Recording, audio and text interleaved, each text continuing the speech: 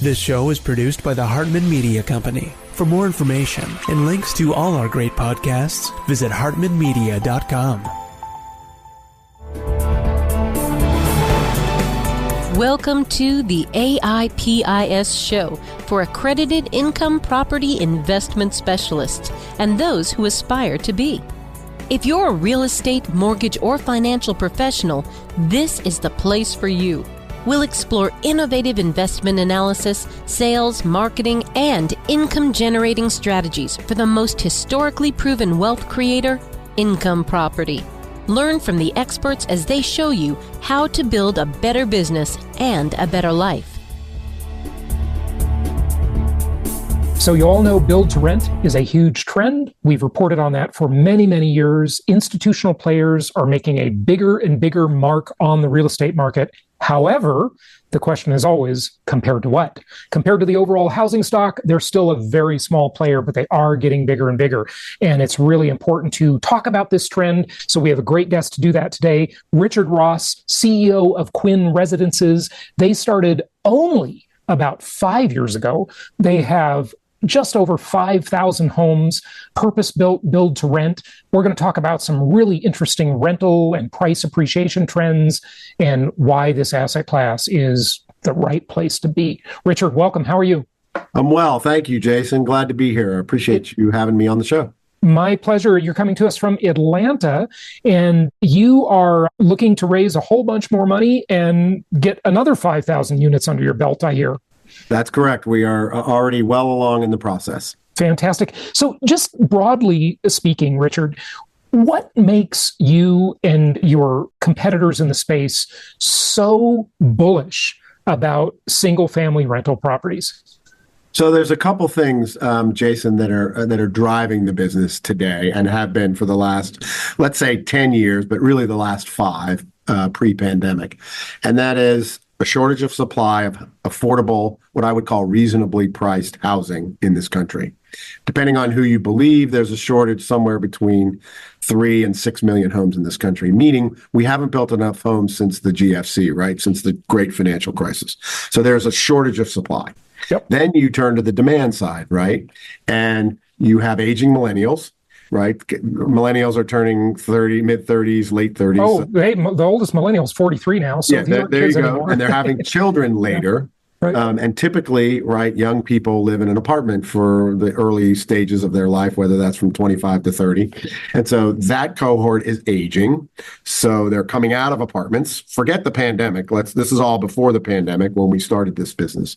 As that cohort ages, they want more space. They may have children, may not. And we'll get to the demographics of our particular residents because it's very surprising. And then you have the pandemic that threw, I like to say, gasoline on that migration out of sort of the apartment, the shared corridor, into a more single-family home type of living situation because people didn't want to share internal spaces. And then you have also... In other words, I just want to stop on that for a second. In other words, during the pandemic, as I predicted, roommates would split up and there would be fewer people to a household, which we've definitely seen that trend come true. I was right about that. Yeah. Correct. Absolutely. That, and you, even if you're alone in an apartment or it's you and your partner, you don't want to walk down the same corridor where Bill and Susie are walking down and they've got COVID and they're coughing or whatever. So and you definitely don't want to be in the same elevator. Correct. Exactly. And so our product is we build communities purposely for rent, and they're either townhomes or what we call detached homes, detached single family homes or townhomes, where you have your own entrance, 2-car garage, typically a fenced backyard. That's our sweet spot. And the other thing you're seeing in the demographics and the resident profile is that there are a lot of folks who are renters by choice today. Renting has always been about 15% of the population, and I can put some information up on the screen that'll... Yeah, please do. You've got some great charts and graphs for us. Let me just share this first one here. All right, for those listening just on audio only, not seeing the video, this chart is showing a large addressable market in the early stage of its institutionalization. What does that mean? That's a complicated way to say, look, there's a big market here, and institutional investors are jumping in. And we're showing here that there's about 132 million total households. I reported on that for years now. About 45 million are rental households and 87 million are owned homes. So let's split this up a little more, Richard, and look at apartments. Sure. So let me walk you through it. And by the way, historically, this ratio of 2/3 owned homes to 1/3 rental has been consistent in this country for the last 40 years. Mm-hmm. So that percentage, it changes 1% or 2% every year, but not much. Yeah. And then if you take that a third of rental homes, which is 45 million rental homes, and you start looking at what makes up those rentals, 47% or just under half are apartments, right? Mm-hmm. 5-unit apartment buildings or more. A third are single-family rental houses, which is the sector that we play in, right? Then you have 2 to 4-unit buildings. Those are like duplexes and smaller, which maybe many of your investors own, your audience owns. And then you have sort of manufactured and other rentals. So with that 14.5 million single-family rental homes, what's interesting in this slide here is there's a very small percentage of that are institutionally owned, meaning your target audience owns the other 97%, which are people who own between 1 and let's say 50 rental properties. Most of that is housed in people who own 1 to 5 rental units. When you look at the build to rent share of those single family rentals, so that 14.5 million, only less than 1%, which is what 150,000 homes are built to rent. So let me recap that for a second. Yes, please. So of the rental homes, some are apartments, some are single family, some are plexes, if you will, some are mobile homes and so forth, or manufactured homes. And then how many of the rental homes of any type are institutionally owned? That's just 3%. And look, I like RFK. I was honored to share the stage with him at a recent event where we were both speakers, but he and other politicians have sort of fearmongered this a bit. Oh, institutional investors are buying up America. Soon you'll have to rent your home from BlackRock, and this is just not true, folks. Yeah, the facts do not bear that out. No, not even close. Look, 97% of the rental housing stock in the U.S. is owned by regular non-institutional investors, Only 3% is institutional. And of that small amount of 3%, only 1% of that was designed to be rented. In other words, BTR, or build to rent. 99% of that, they're just buying regular single family homes. Now, I guess there you could fearmonger a bit and say, well, they're competing with regular families wanting to buy regular single family housing stock and rent them. But, what I really wonder about this chart, Richard, which I'm not sure it's really showing us this, of the 3%, that are owned by, these are all SFRs. They don't include apartments. Got it. Correct. Apartments today are about 30 to 50% institutionally owned. Right. Depends by market. Meaning, and mom and pop. That may be where this business goes over the next 30 years. Mm-hmm. But this 97 or 99% are typically investors, again, who you don't know how they came about. I believe it starts when, you live in a home, you're in your starter home, you're a 35-year-old millennial couple, and you bought your starter home, and then you want to move up. So you move up, but instead of selling your original home, you rent it, right? Yep. And then you might see, this is a really good little side business, good investment. So maybe I'll buy another home down the street or in the next town over, and, maybe it's in disrepair, and I'll fix it up and, then rent it. So I think that's how you get these 99% that are non-institutional. And someone, over time, over 5 or 10 years accumulates, 5, 6, 7, 10 of these units. That's happening all over the country and has been. Yep. People have definitely discovered that this is the most historically proven asset class in the world. I've been saying that for, 25 years, but, finally the world has discovered it. Okay. So, elaborate on this a bit. Those are some good numbers you just shared with us. What do you see happening? Where is this going? How much of the housing stock will be owned by institutional owners for single-family housing stock? So what has happened, I think a good indicator, right, or arbiter of that is to look at multifamily. I started my career in multifamily in the early 90s when there were all the big companies that own apartments today, and you know the names. It's Avalon Bay, it's Camden, it's Mid-America. Irvine Company. Yeah, these are all big public companies. Sure. They were all created in the early 90s. And back then, their percentages were like we just saw on the chart, less than 5%. Today, they're somewhere between 35 and 50. It depends on, again, who you believe and what the universe is. So, and that's probably where it will stay, right? Because you're going to have mom and pop, as we call them, owners and smaller companies that own. So that is the opportunity in the build to rent sector. But it took 30 years in the apartment industry asset class to get to that concentration of institutional ownership. Yeah. Okay. So do you see the money continuing to flow to these institutional players so they can buy a lot more stock? And what's the more recent trend? Is it, slower now, or are they on big acquisition binges? Well, no. Obviously, the interest rate environment has sort of put the brakes on, I would say, the go-go days, if you will, when there was essentially free money, right? Your sub 3% interest rates. So that over the last 2 years has really put the brakes on new investment and new purchasing and building of communities for rent. Having said that, as we talked earlier in the show, the dearth of supply and the demand drivers, which are aging millennials and all the things. Look, I'm going to share another particular slide with you. So this shows you sort of the demand. We talked a little bit about the supply. That's on the right side of this chart, meaning you see the shortage of homes for 2024 is estimated at 3 million, going up to 3.6 million in 28. This is a very conservative number. Some people put it at 5 to 6 million. Yep. What this chart shows you at the bottom right is that we're still not building enough homes in this country. And I'll give you an example. I may get the numbers wrong, but they're close. In 2023, 1,000,007 households were formed in this country. That means roommates moved out, or people left their parents, or they became of age, or you had immigration, right? A huge immigration in this country. So 1.7 million households were formed. We only built 1,000,004 homes, meaning we're getting farther behind. So that 3 million, 5 million, 6 million shortage is getting bigger, not smaller. Right. We're not even keeping pace. Exactly. Right. But Richard, and I rail on them all the time. There are so many of these doomers. They're all over YouTube with their clickbait titles about the housing shortage is not true.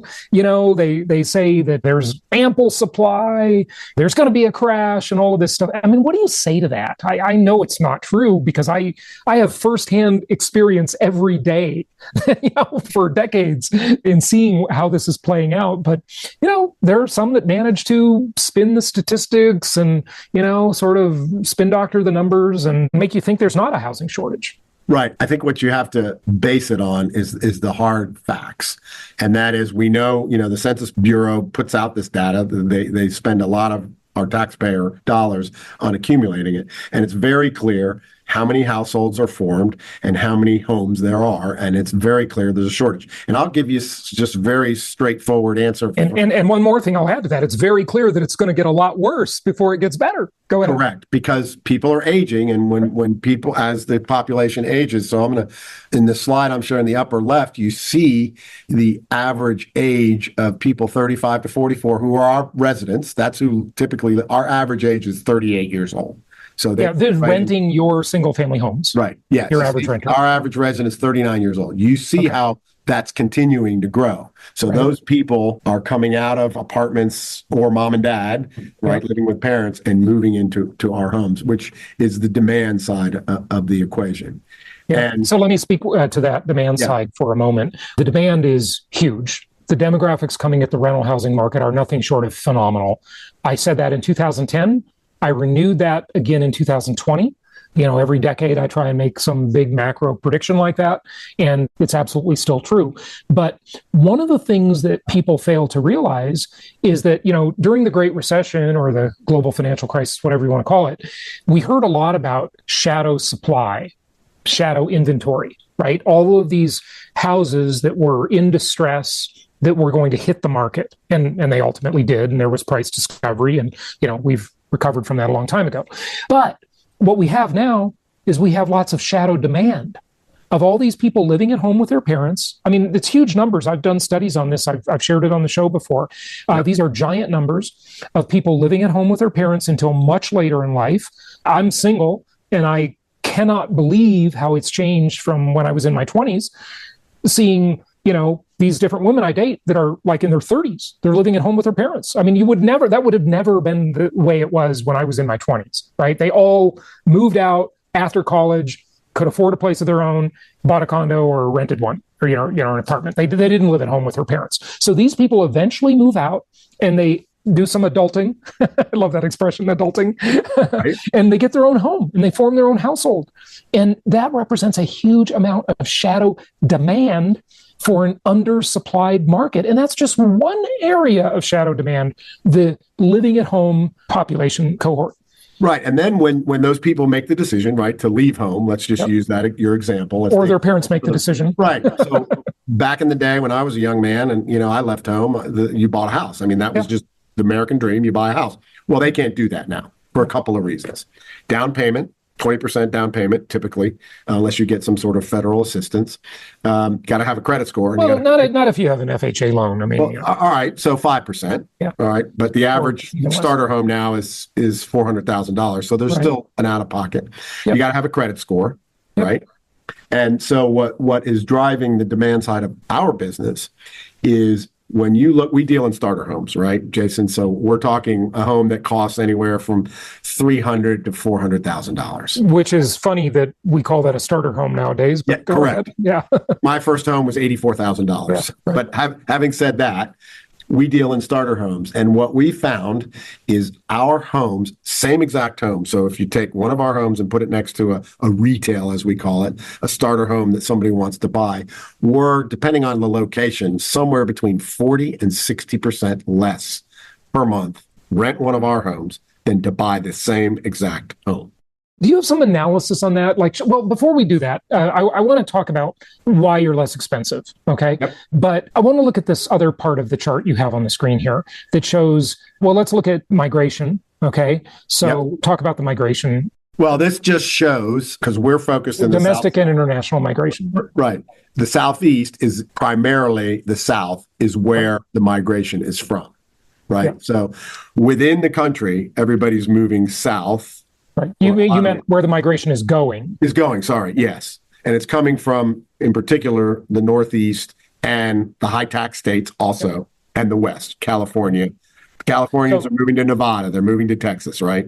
So the migration trends are people leaving expensive markets, people leaving business-unfriendly markets, and people leaving cold places. Correct. Got it.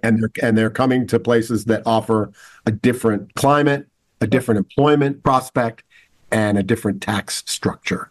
Okay, so now the other one I wanted to talk to you about is the U.S. single-family permits by year. This is staggering. If you're listening on audio only, I've shown you charts like this. I've shared charts like this over the years. This is just shocking because after the Great Recession, during the Great Recession, I should say, the building just stopped. It screeched to a halt. And for many, many years, there was this incredible underbuilding. And that's why we got so far behind and why we have such a big housing shortage in this country. And, these housing shortage things, although I do not have as much knowledge about it, are also true in many places around the world. This is not just a U.S. phenomenon, by the way. This is a trailing 35-year average, meaning that the 35-year-old person, right? That's why you're doing the trailing, right? Do you want to elaborate on that? Well, no, it's because that's the year that they're forming a household or buying a house. So typically, right, and it's getting later, right? Yep. Probably when I was young, it was probably 27, 28. Sure. When, you either got out of college and you got your first job and then you met your spouse and then you chose to have children. You're now 27, 28. That age is pushing up to 35, which is why our average resident is now 39 years old. And we'll be back with a lot more on this topic with this guest on our next episode. Thank you so much for listening. Please be sure to subscribe so that you don't miss any episodes. Be sure to check out the show's specific website and our general website, hartmanmedia.com, for appropriate disclaimers and terms of service.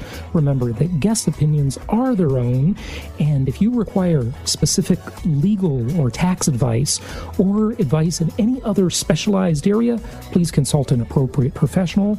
And we also very much appreciate you reviewing the show. Please go to iTunes or Stitcher Radio or whatever platform you're using and write a review for the show. We would very much appreciate that.